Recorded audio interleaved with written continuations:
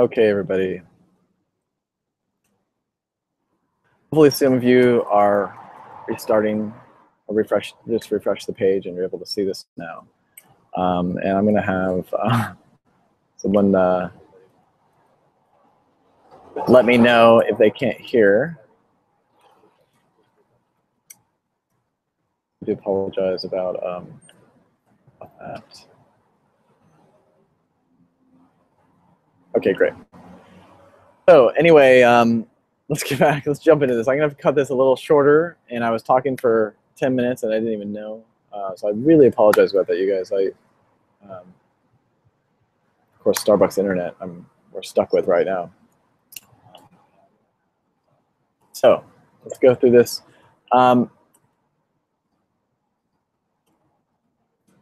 We talked about attitude a little bit. We're talking about that in general. I'm going to switch back to, again, the slide, and we'll get through this, and we'll just kind of get through these as quickly as we can. Attitude is everything. Attitude is a huge factor in this.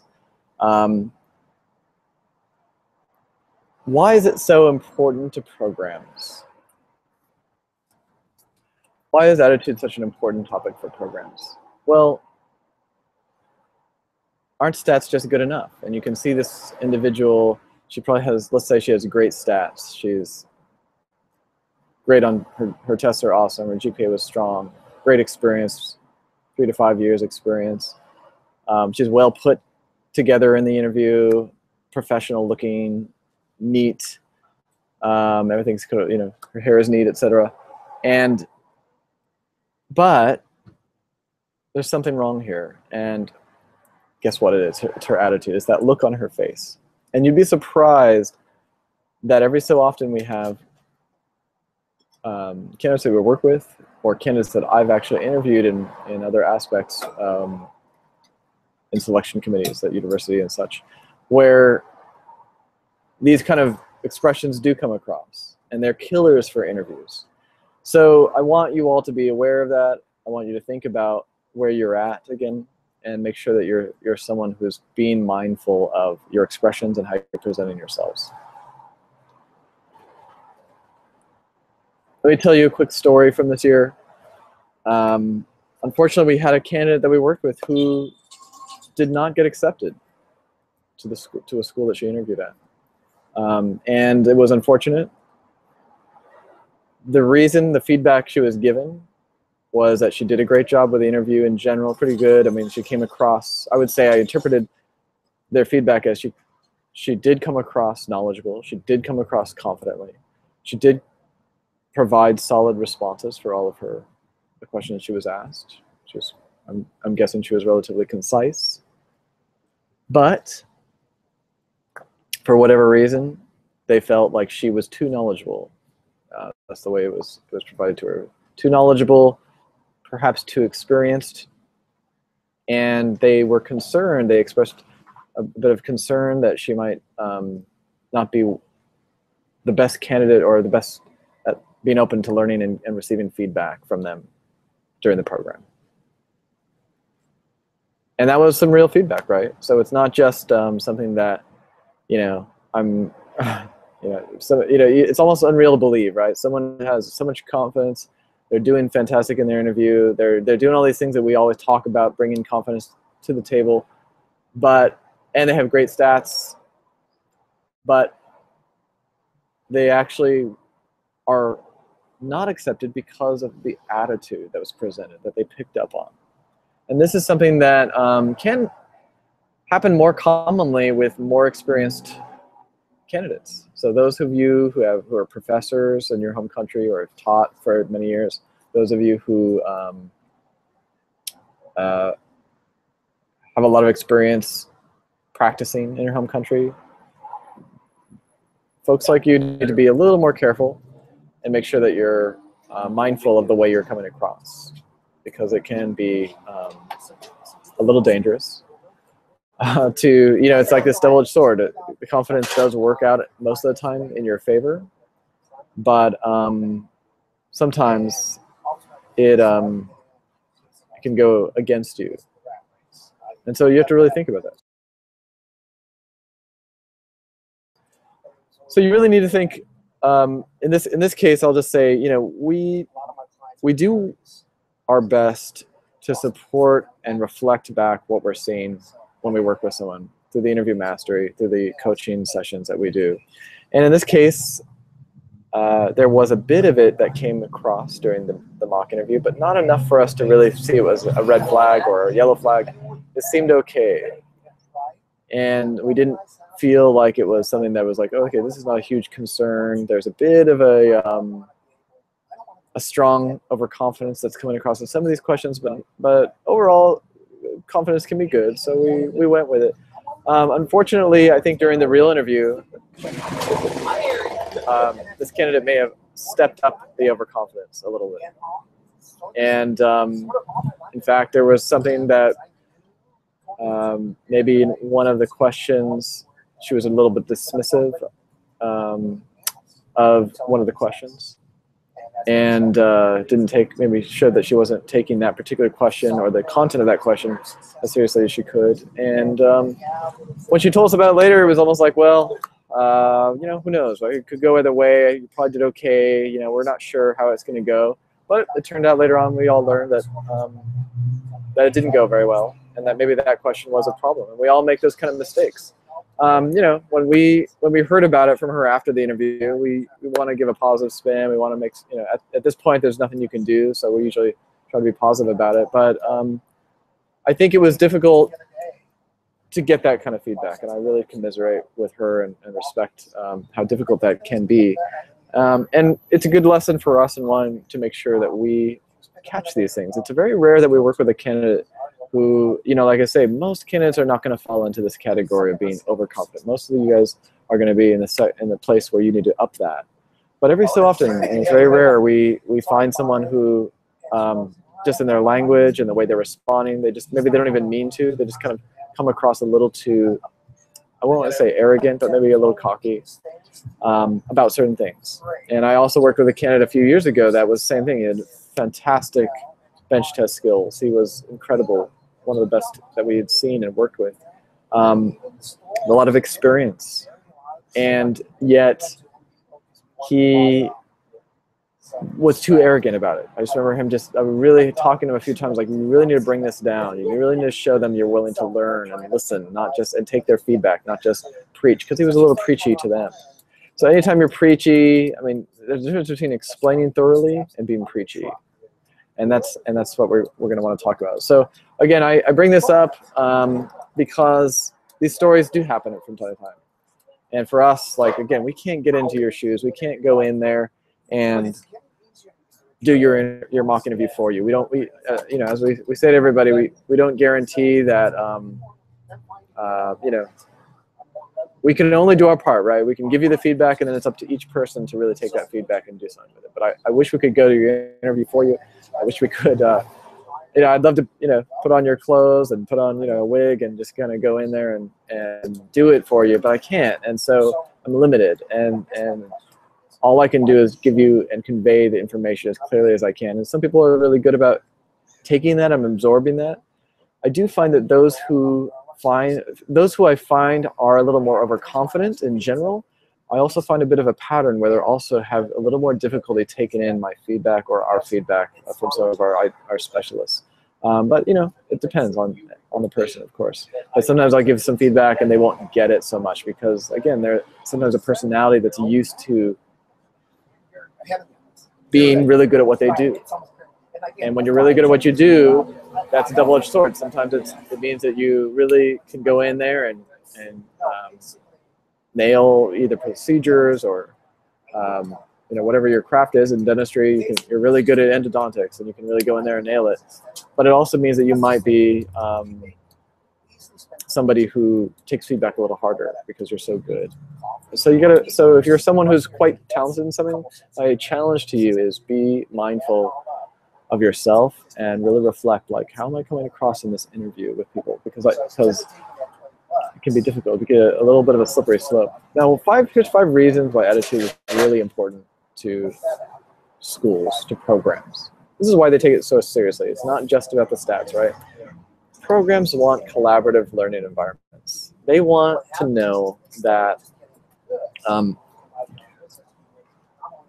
that they're creating a space in this program where different dental students can work with each other, can mentor each other. And we talk about some schools like USC, that their whole model is built on collaborative learning. You're doing problem-based learning in classes and instead of lectures. You're going through case studies, and it's really about talking with one another and being a team player. So that's one reason you need to have a great attitude, and they're looking for that. That's one of the criteria that they have on their scorecard of you as an interviewer, as an interviewee. How's their attitude? Are they somebody who they think you'll be able to work with others, get along with others?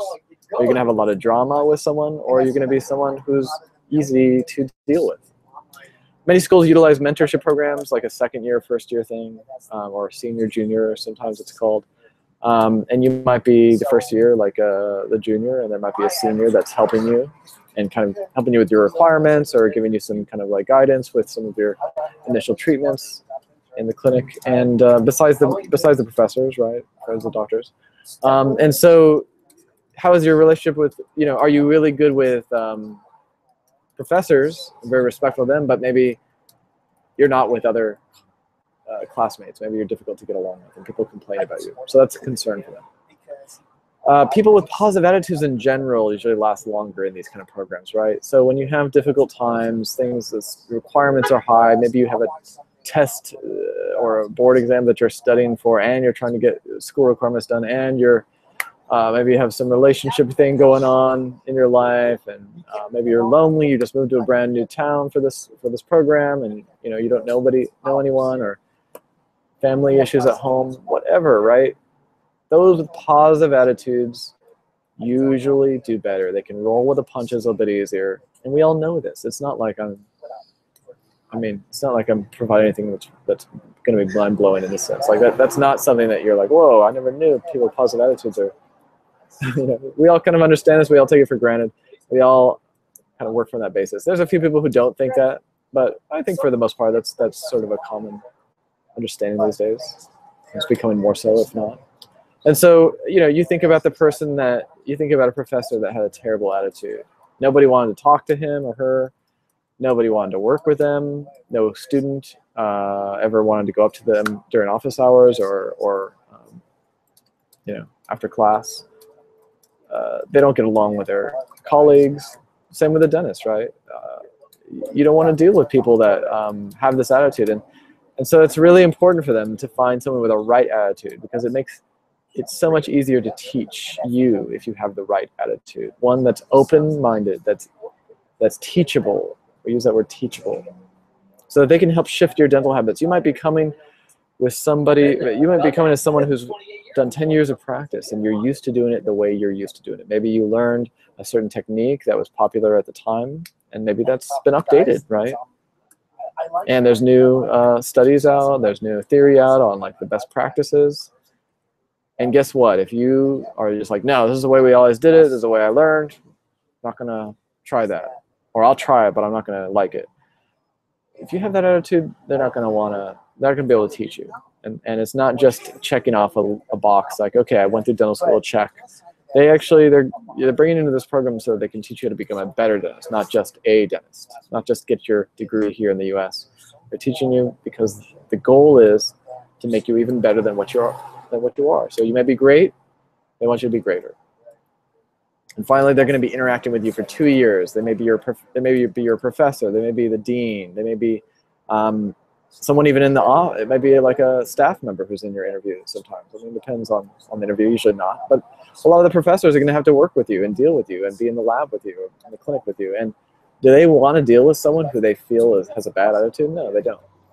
They just don't want to do this. So they're very hypersensitive to this stuff. So what's your job? We talked about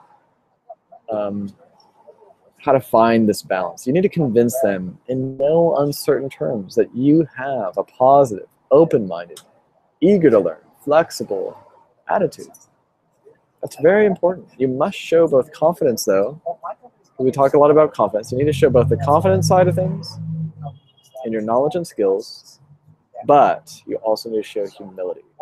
Notice I'm not using the word humbleness because I don't like humbleness. I think that's too unconfident. But humility is a good thing. No matter how powerful you get or how important you get, humility, always a good thing. And so you need to find this balance between coming across too humble. Again, I don't like the humble approach. And coming across arrogant and dominant. There's a balance that needs to be reached. And for most people, as I mentioned, they're on the humble side of the spectrum. Most candidates are on that level. But if you think or suspect you might be arrogant, dominant on that side, please note you need to turn that down. This can destroy your interview. No matter how great you do on every other question, it can ruin it. And if you don't know, ask people. Do you think I come across ever too cocky or too arrogant?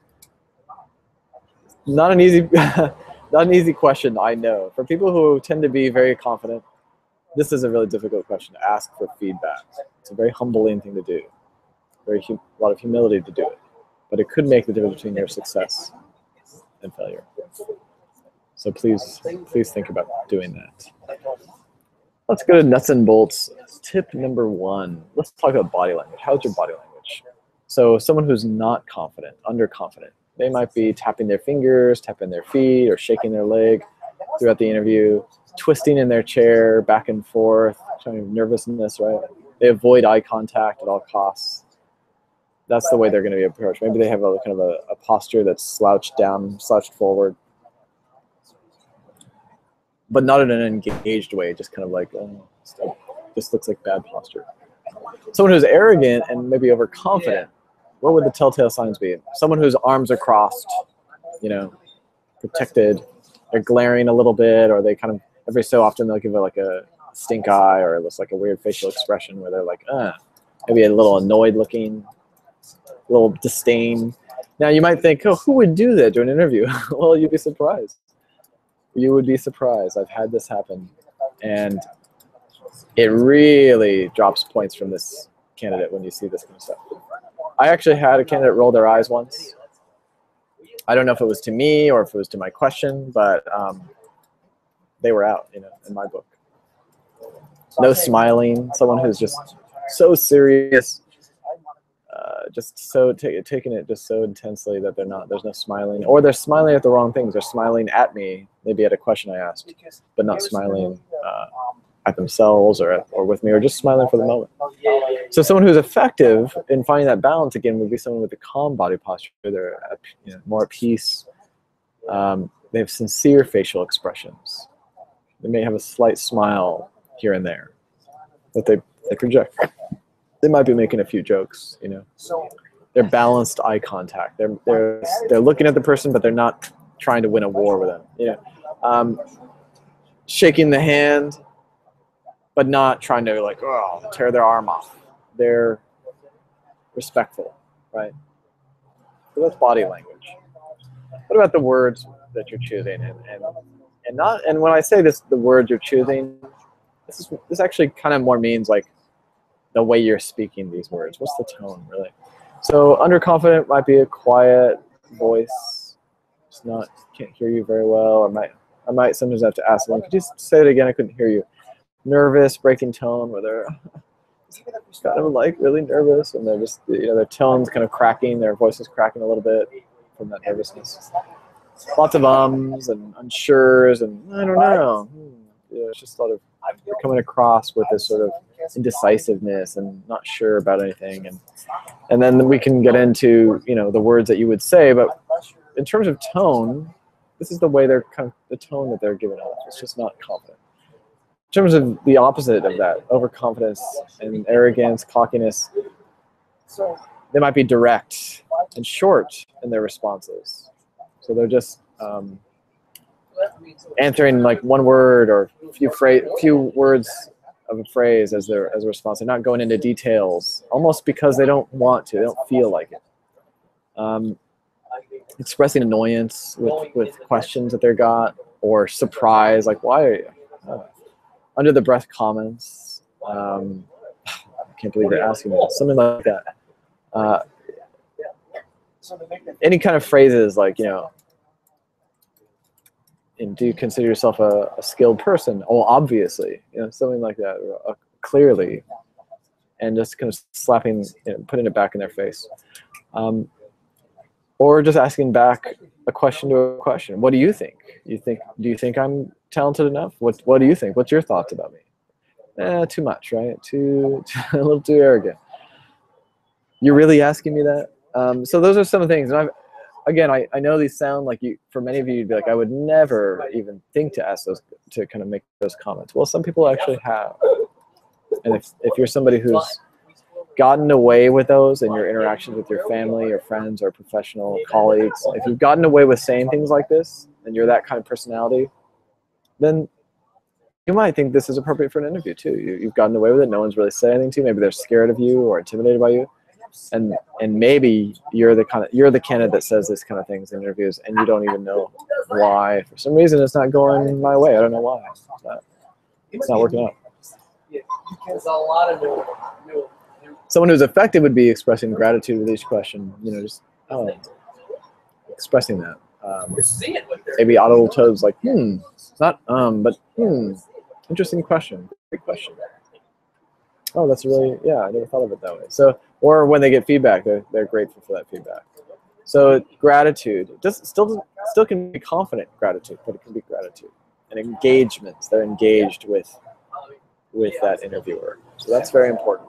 So these are things that you want you to think. Now, again, another story real quick. I mentioned this in the email that we sent out a couple days ago. I was part of a selection committee where we had an individual come in for a position. He had fantastic qualifications, lots of experience, over 10 years of experience. He had gone to fantastic schools.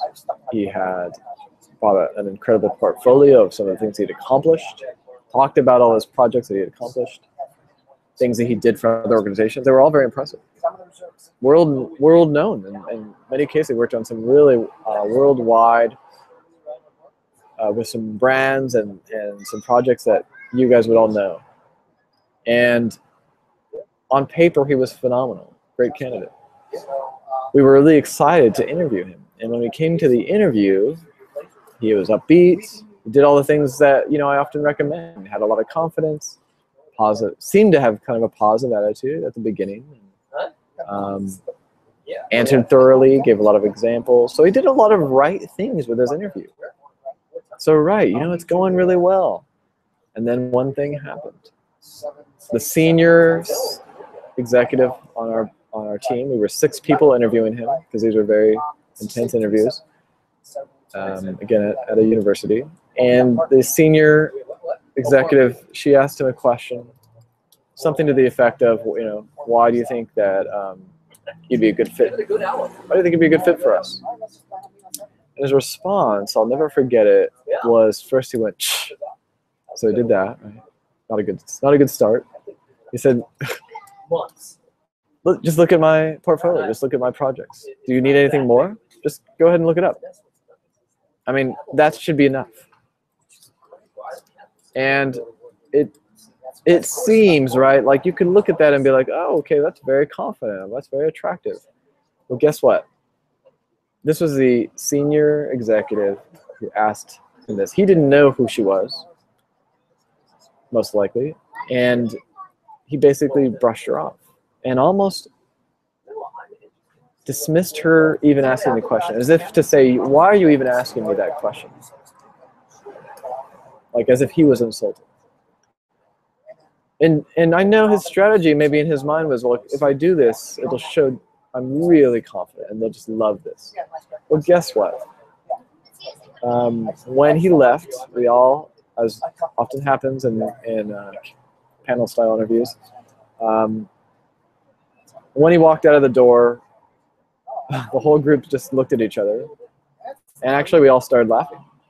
We laughing now almost out of discomfort and shock. Like, did he just do that? I mean, I remember we were all like, we had seen over 30 candidates over the past few months for this position and a few others as a group.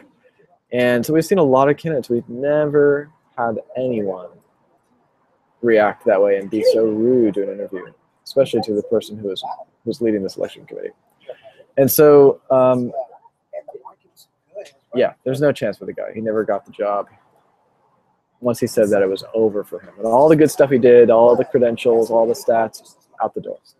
So I do want to impress upon you how important it is to have the right attitude. And if you're somebody who has gotten some feedback over the years, coming across too strongly, maybe you had a boss at a dental clinic who said, you know, you're coming across too strongly with patients. I got some concerned feedback, or I got some feedback that they felt you were rude, or you get a bad Yelp review, whatever. Take note of that. That could be a sign that you might be, in general, someone who needs to work on this.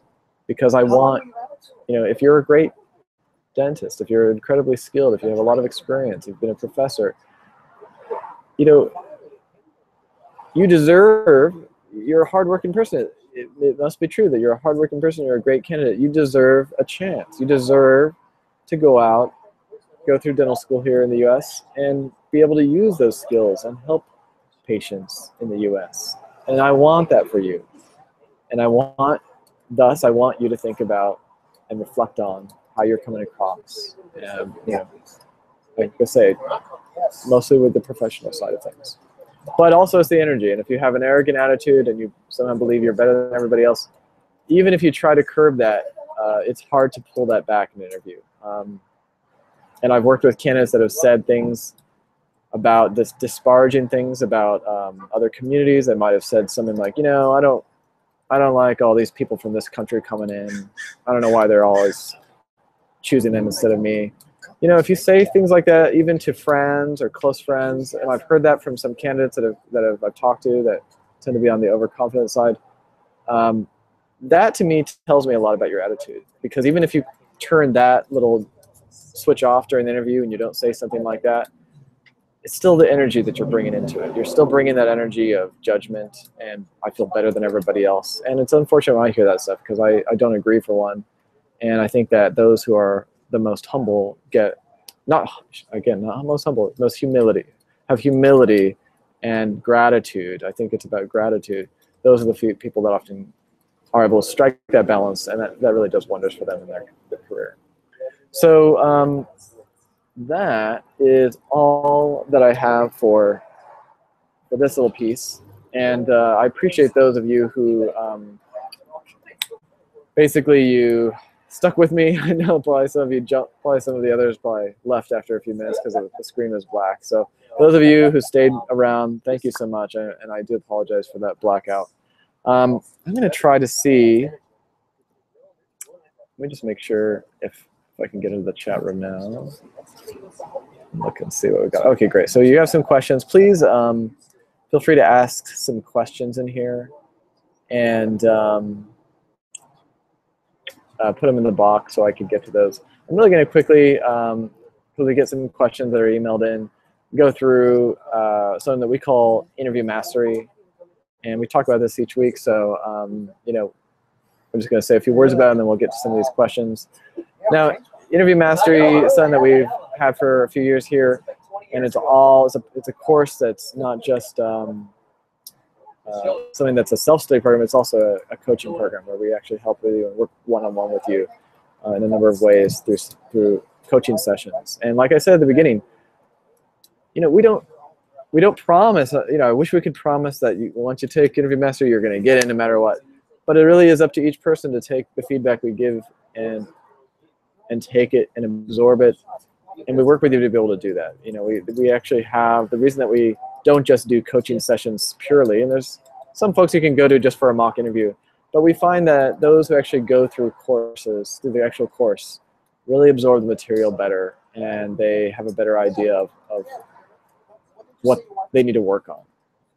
And so the interview mastery course itself, you go through the modules, you learn the truth about how interviews really work. We go through all the basics of what an interview is, the different types, how it's set up, and what's really going on underneath. What's the subtleties of these? And then we go into some of the strategies to commonly asked questions. We get into specific questions that you're maybe worried about, and we give you that guidance for that through the course. This is just through our videos and content. how to handle difficult interview personalities while remaining confident, how to differentiate yourself from other candidates and stand out. And finally, personalized strategizing through the how do I respond section, where we actually go through question by question. And people can even ask us to cover a particular question that we don't have on there. We'll make videos and modules for that, which is how some of these workshops have we decided to go and create these workshops recently, because people were asking for, how do I respond to strengths and weaknesses? So we did a workshop last week, and that will be content that we put into the Interview Mastery course. So if you missed some of the workshops, you'll have access to them. So that also, for those of you who signed up for there's a couple different levels. There's the prepared, the well-prepared, and the fully prepared. I'm going to talk about the middle level just because it's, to me, a very comprehensive level, and that comes with a 1-hour pre-mock interview session. And this session is something that we've introduced recently because we felt like we're spending so much time in the mock interview with strategizing how to respond to some of the most common questions that it just used up so much of that 2 hours. And we weren't able to talk about some of the more subtle things, more subtle questions. And, you know, what we decided was, you know what, why don't we actually try to break this up into 2 sessions? One session is strategy. We're going to talk about the most common questions, like tell me about yourself. Why should we choose you? Strengths and weaknesses. We're going to go through these questions and really talk and prepare and have you practice a few times with us. Get a good idea for what you're going to say, and then when you go to the full mock interview, right here, the 2-hour mock interview, you're already prepared. And so the pre-mock interview session really prepares you for the 2-hour mock interview session, and that's the real one, where we ask you to dress up. We ask you to come as if this is the real deal, the real thing, as if you showed up on the day of the interview. And this is a session where we do, almost half of it is the interview, 45 minutes usually, and then the rest of it, of that 2 hours, is really intense feedback where we go question by question, discuss everything you said. We're taking notes the whole time. And then we provide this video back to you so you can review it. And I think that's really powerful, being able to see yourself on camera, to see, you know, like for instance, for this particular topic of coming across too strongly, there's been many times where I've said, you know, I want you to go to this video. I remember Ken a couple of years ago, I said, you need to go watch this video and see where you're coming across a little cocky in some of these responses. And I followed up with him and I said, did you see it? And he was like, yeah, I finally got it. And you know, that person did get in to, I believe it was UCLA. And it does make a difference. Like, who knows, maybe he would have done it right, but most likely the way I was seeing him, he was going down a kind of a bad road where he was coming across really strongly and maybe a little off-putting. And so that's the stuff that I can tell you it, but it does help to actually see it yourself, especially if you've heard the feedback and you line that up with what you're saying. The modules that we have, the topics we cover, how to best learn and practice through the course, what's the best way to get this feedback, interview fundamentals, we go over all the different aspects of interviewing, we go through the confidence, and confidence we have a huge section on. And this one will be part of this. This workshop will be part of the confidence chapter because, of course, there's confidence bringing you up, but also for those who maybe are working on overconfidence, bringing them right back to the middle. We want them to be in that nice, sweet spot. We talk about U.S. culture because some of you guys wonder about that. Being able to discuss and talk about dentistry from the U.S. point of view and being able to relate to people and say words and phrases that kind of sound natural for the interviewers who are going to be talking to. Differentiating yourself, it's all about that. It's all about making sure that you're coming across as someone who's not just like everybody else. You're unique. And we've had full workshops on that. And then finally, the how do I respond, how should I respond top section where we really go and address specific questions and cases, you know, individual cases, people have concerns. So one thing I want to say with a schedule, I really recommend that people do, if they do the well-prepared level, if they sign up, if you guys sign up, really try to do the one with the pre-mock if you can, because that really will help use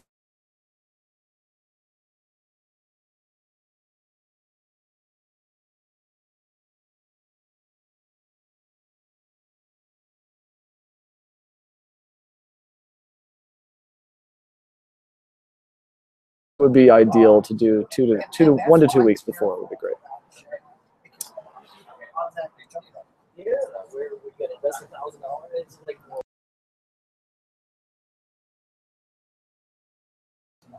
Okay, so I'm trying. Am I back? Okay. I'm sorry if anybody can see me, hear me. It looks like I'm going to bring back the. I'm going to try to bring back this. Looks like it's doing a little. Hear me still? No. All right. I think we're back. Are we back?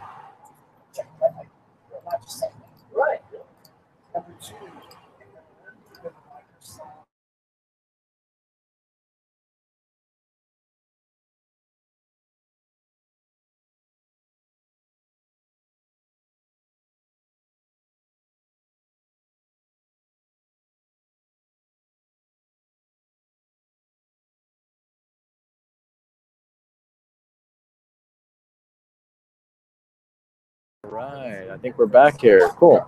I'm always like, me too.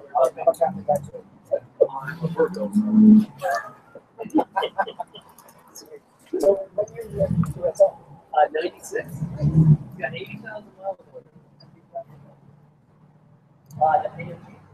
All right, we're back. Thank you guys, and I apologize again. As I mentioned at the beginning, if you weren't here at the beginning, our electricity went out in our apartment, and so I'm unfortunately having to do this from a Starbucks. So hopefully they get the electricity turned back on, and next time I join you, it'll be a nice, clean, quiet background and connection.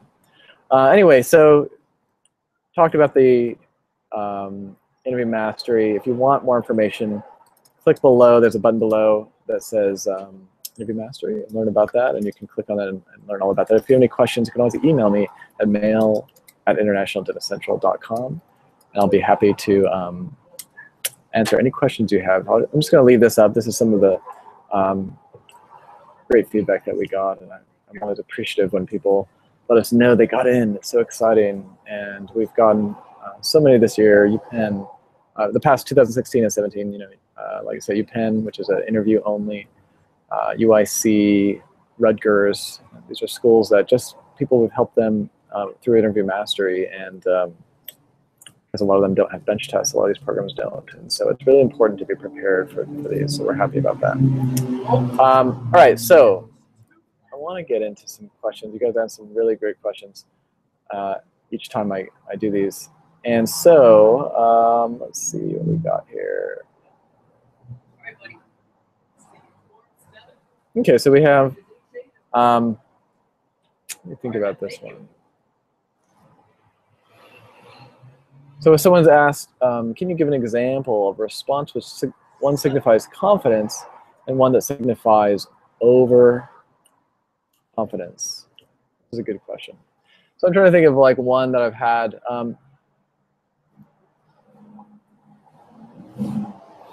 I've had questions where someone had, you know, maybe the question was, tell us about your experience as a dentist. And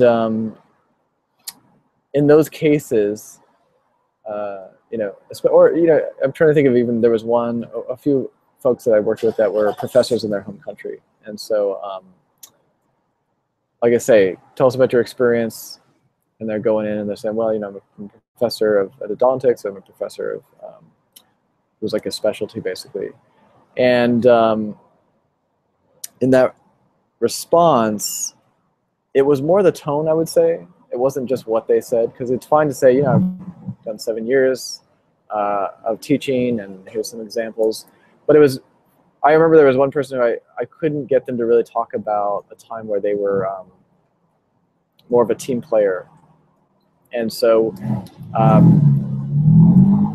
the impression that I kept getting from him was that he was someone that would teach all the time. You know, I have all this experience, and I can teach anything and any topic you ask me. Always someone who know the answer. I even said, like, I can help other dental students in the program when they get stuck, and I'll jump in and help them out if they're having a question or concern.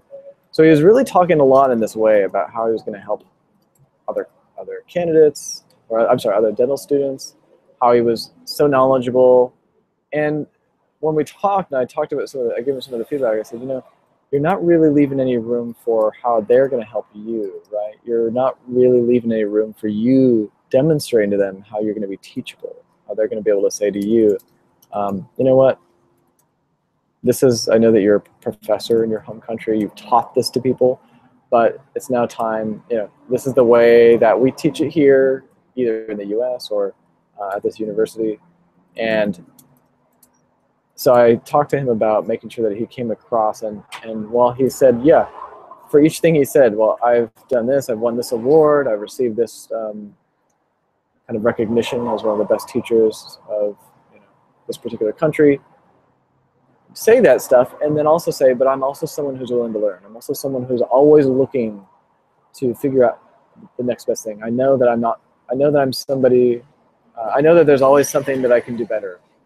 And there's been times where a friend or a colleague or a senior has mentioned a different way of doing things. I've tried it, given it a go, and it worked out really well for me. So these are ways in which you can show them that you have a good attitude, that you have an open attitude. So that would be just something, you're asking for some examples. And I don't have a specific one offhand except for that one. But in that case, he was able to take that feedback to the interview, to his real interview, and I think show them more that he was more of a team player, more of a lifelong student, if you will. So that's really important to show that aspect of being a lifelong student.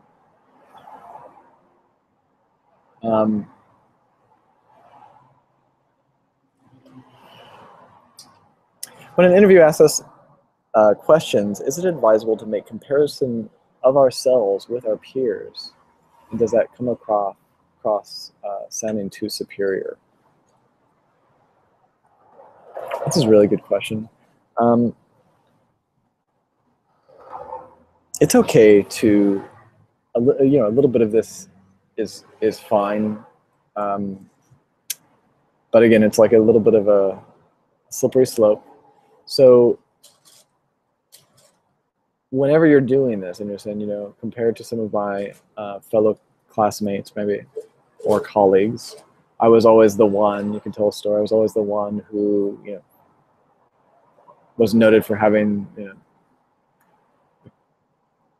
the best outcomes in my, maybe I was noted for having the best outcomes in my treatments, best clearances, whatever, you're being evaluated on, hand skills, etc., compared to other candidates, compared to other, students, or compared to other colleagues, I was always recognized for that.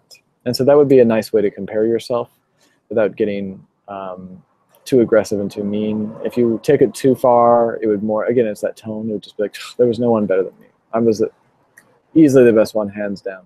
Now we're starting to get a little more arrogant, we're starting to again, it depends on kind of where you're at too.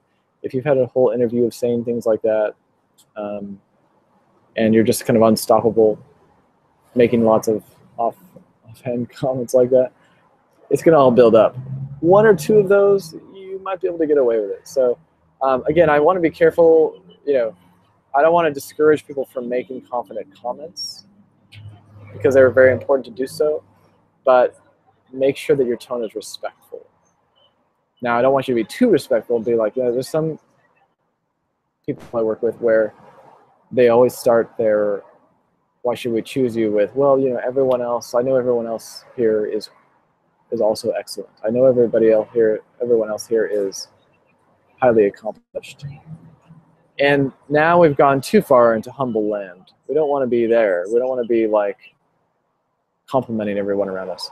But on the other hand, we don't want to be at the point where we're dismissive of others and rude about it. So I think as long as you're not rude about talking about other candidates, or other candidates or other colleagues that you work with or other dental students, as long as you're not rude about it and you're showing confidence but humility, then I think you're fine.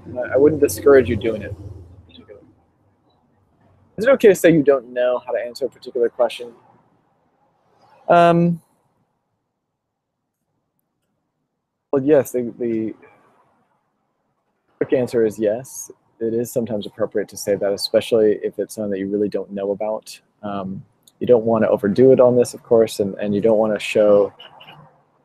I think there's a problem when people default to that, and I've had that a few times where a candidate will say it a few times throughout the interview. I don't know the answer to that. I'm not sure, and especially if it's something related to like a hypothetical situation. What would you do in this case? So if you're asked, what would you do if you had a patient return the next day because he or she had pain, let's say, is one of the hypotheticals you might get at a number of schools. Saying something like, oh, I'm not sure what I would do. That's not a good answer. So I would say no to that. Terrible answer. But if it's something where you genuinely like, if they're asking you a particular question about some sort of technology that you're not familiar with, do you know what you would do with this piece of equipment, or do you know how would you use it to do a diagnosis, and you don't know the answer and you can't pretend, then you're going to have to say, well, I'm just not aware of that at this time. I'm not sure. Remember, you want to make sure that you sound knowledgeable and informed on things that you should be. So if it's general dentistry questions and you don't know the answer to simple questions like how would you diagnose something, or how would you proceed if you were in a situation that was a little tricky, but a dentist should know how to do that, or a dentist should know the answer, that's a problem. There's no way around that.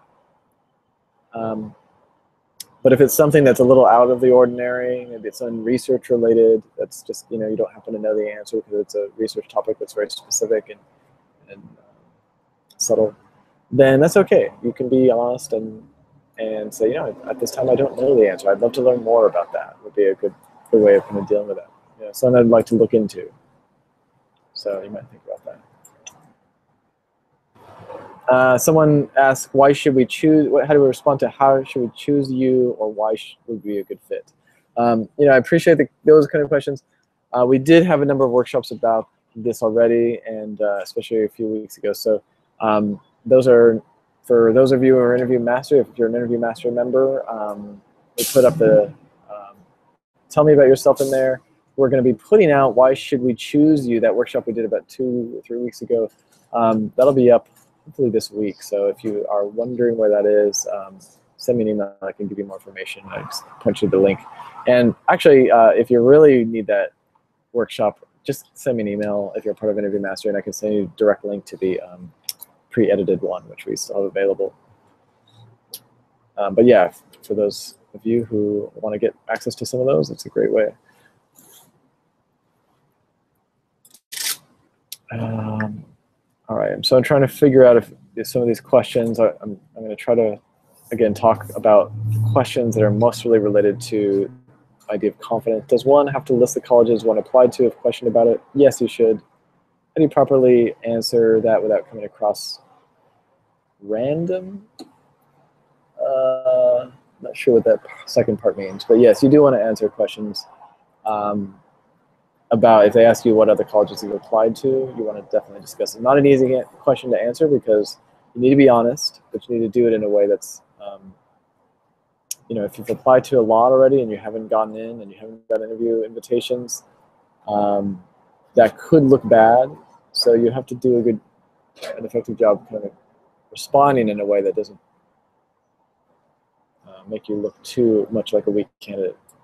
And so there's little pointers that we talk about in the mock interview and in the strategy session that we usually help people with that. And it's different for everybody. That's why it's not worth me going into too much detail, because everyone has a different situation. We could do that as another workshop, though. Maybe that's something to think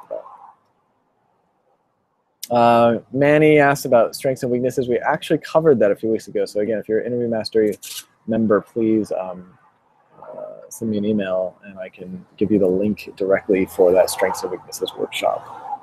So please reach out to me at mail@internationaldentistcenter.com.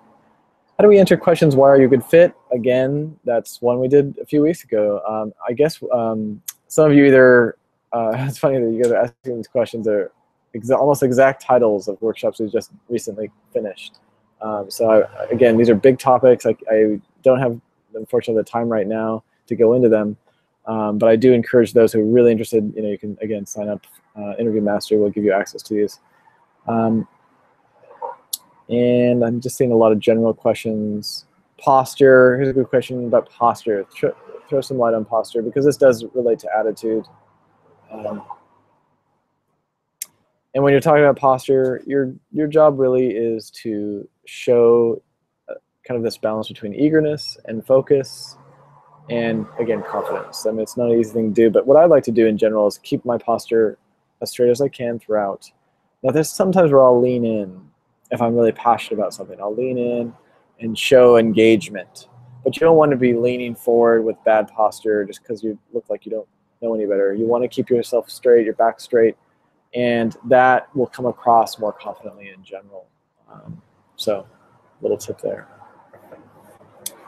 And then we talked earlier in this session about, in this workshop, about making sure that you are not fidgeting and moving around your chair, all that stuff. Not a good idea. One person asked if I'm in an interview and I have two interviewers sitting on my right side and the other two on the left side, is it okay for me to swivel in my chair? That's an interesting question by DeWall. Yes and no. I mean, don't be distracting is the motto here. If you need to move because they're really to the right of you and you're just not able to do that, maybe you could do that a little bit. I honestly have never found that I needed to swivel too much. I usually can just turn my head. And also remember, that even if you did swivel to the right, you're leaving out all these people on the left that still want to know the answer to that question. So my recommendation is not to try to do too much swiveling. It's distracting. And really just turn your head and give a response. Yeah, you want to focus on the person who asked the question a little bit more, but you also want to include eye contact with the rest of the individuals in that room so that you're not leaving them out, because that's rude.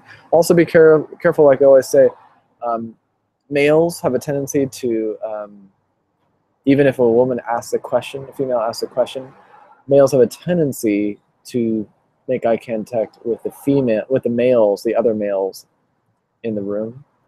And I've seen this happen where a female professor will ask a question of this male interviewer, and then he'll respond to the male professor, just unknowingly. So if you tend to, again, watch yourself in conversations with professionals and with your, at work or whatever, make sure that's not a tendency of yours, because there's nothing that will make you more upset, nothing that will make the person who asked the question more upset than feeling like she was ignored. So anyway, so thanks so much. I think we're coming to the end.